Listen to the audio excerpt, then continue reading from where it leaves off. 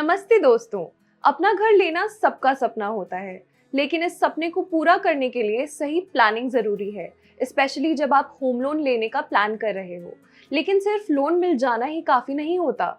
उससे पहले कुछ इंपॉर्टेंट फैक्टर्स को कंसिडर करना बहुत जरूरी है, ताकि आपका डिसीजन सही हो और आगे चलकर कोई टेंशन ना हो। तो चलिए इस वीडियो में जानते हैं होम लोन लेने से पहले किन बातों का ध्यान रखना चाहिए। Point number 1, credit score. अगर आपका क्रेडिट स्कोर अच्छा है तो आपके लोन अप्रूवल के चांसेस काफ़ी ज़्यादा बढ़ जाते हैं। और बोनस, आपको कम इंटरेस्ट रेट पर लोन मिल सकता है। इसलिए क्रेडिट रिपोर्ट को समय समय पर चेक करते रहें। गलतियां होने पर क्रेडिट ब्यूरो को रिपोर्ट करें और क्रेडिट कार्ड के ड्यू बिल्स या EMIs टाइम पर भरना ना भूलें, ताकि आपका क्रेडिट स्कोर स्टेडीली इंप्रूव हो जाए। Point number 2, down payment. Home loan में आपको प्रॉपर्टी वैल्यू का 75 to 90% तक का लोन मिल सकता है। बाकी अमाउंट आपको अपनी पॉकेट से देना होता है। लोन का जो पोर्शन लेंडर देता है उसे LTV रेशो यानी लोन टू वैल्यू रेशो कहते हैं। फॉर एग्जाम्पल, ₹30 लाख तक के होम लोन के लिए LTV 90% तक हो सकता है।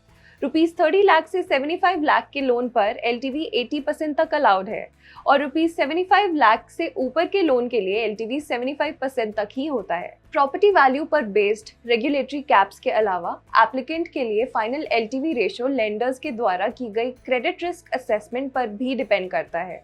इसलिए होम लोन लेने का प्लान बना रहे हैं तो कम से कम प्रॉपर्टी वैल्यू का 10 से 25% डाउन पेमेंट के लिए अपने एंड से रेडी रखें। एक बात ध्यान में रखें, जितना हो सके उतना बड़ा डाउन पेमेंट करें।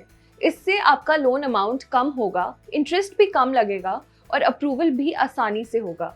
लेकिन कभी भी इमरजेंसी फंड या इम्पोर्टेंट सेविंग से डाउन पेमेंट ना करें, वरना फ्यूचर में एक्सपेंसिव लोन्स लेने पड़ सकते हैं। Point number 3, EMI affordability. Banks और HFCs प्रेफर करते हैं कि आपके सारे लोन्स की EMI मिला के टोटल EMI आपकी नेट मंथली इनकम के 50 to 60% से ज़्यादा ना हो। अगर लिमिट इससे ज़्यादा हो रही है तो लॉन्गर टेन्योर चूज करें। इससे EMI कम हो जाएगी और अप्रूवल के चांसेस भी बढ़ेंगे। लेकिन ध्यान रहे, लॉन्गर टेन्योर से ओवरऑल इंटरेस्ट कॉस्ट बढ़ जाता है, इसलिए ये डिसीजन सोच समझ के लें। Point number 4, emergency fund. Home loan लेने से पहले एक सॉलिड इमरजेंसी फंड रेडी रखें।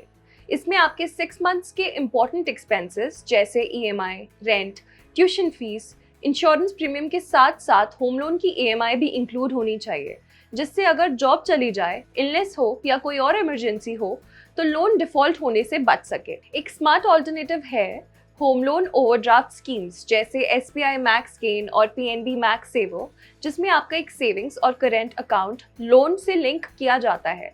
जब आप उसमें एक्स्ट्रा पैसा जमा करते हैं तो इंटरेस्ट सिर्फ रिमेनिंग अमाउंट पर लगता है। खास बात यह है कि जरूरत पड़ने पर पैसे तुरंत निकाल सकते हैं। एक तरह से ये ओवरड्राफ्ट अकाउंट आपके लिए इमरजेंसी फंड का काम कर सकता है। पॉइंट नंबर 5, मल्टीपल लेंडर्स के होम लोन ऑफर्स कंपेयर करें। हर बैंक या NBFC के होम लोन ऑफर्स अलग अलग होते हैं।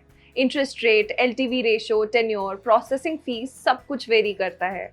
सबसे पहले अपने एग्जिस्टिंग बैंक से बात करें जहां आपके डिपॉजिट्स, क्रेडिट कार्ड या लोन अकाउंट्स हैं। वहां आपको स्पेशल रेट्स मिल सकते हैं। फिर ऑनलाइन मार्केट प्लेसेस पे जाकर डिफरेंट ऑफर्स कंपेयर करें और जो interest rate, tenure, loan amount और प्रोसेसिंग फी में बेस्ट डील दे रहा हो उसे चूज करें। तो दोस्तों, ये थे कुछ इंपॉर्टेंट फैक्टर्स जो आपको होम लोन लेने से पहले जरूर कंसिडर करने चाहिए। अगर आपको ये वीडियो इन्फॉर्मेटिव लगी हो तो लाइक जरूर करें, कमेंट करके अपने डाउट्स पूछें और चैनल को सब्सक्राइब करना ना भूलें। मिलते हैं अगले वीडियो में एक नए फाइनेंशियल टॉपिक के साथ। तब तक के लिए स्मार्ट रहिए, फाइनेंशियली अवेयर बनिए।